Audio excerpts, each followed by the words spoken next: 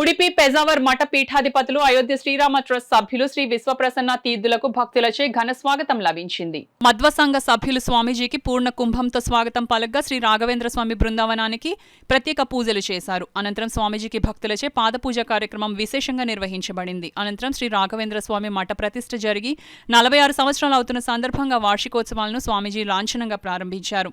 రాఘవేంద్ర స్వామి నిలవెత్తు పంచలోహ విగ్రహానికి విశేష తులాభారాన్ని స్వామీజీ చేతుల మీదుగా నిర్వహించారు. భక్తులు ఉద్దేశించి ఆయన అనుగ్రహ భాషణను చేస్తూ గురువుల అనుగ్రహం ప్రతి ఒక్కరికి నిరంతరం అవసరమని చెప్పారు.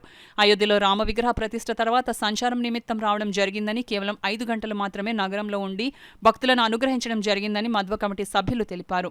గురువారం రావడంతో శ్రీ రాఘవేంద్ర స్వామి దర్శనంతో పాటు ఉడిపి స్వామీజీ దర్శించుకునే భాగ్యం కలిగిందని పలువురు భక్తి ప్రవక్తలతో ప్రకటించుకున్నారు. స్వామీజీ షష్ఠిపూర్తి సందర్భంగా భక్తులందరూ పుష్పాలతో అభిషేక కార్యక్రమాన్ని నిర్వహించారు. మేనేజర్ పండిత పవనాచార్ను స్వామీజీ ఘనంగా సత్కరించారు. స్వామీజీని సింహాచల ఆలయ దేవస్థానం పండితులు కూడా స్వామివారి శేష వస్త్రంతో విశేష పుష్పమాలతో సత్కరించి స్వామివారి ప్రసాదాన్ని అందజేశారు.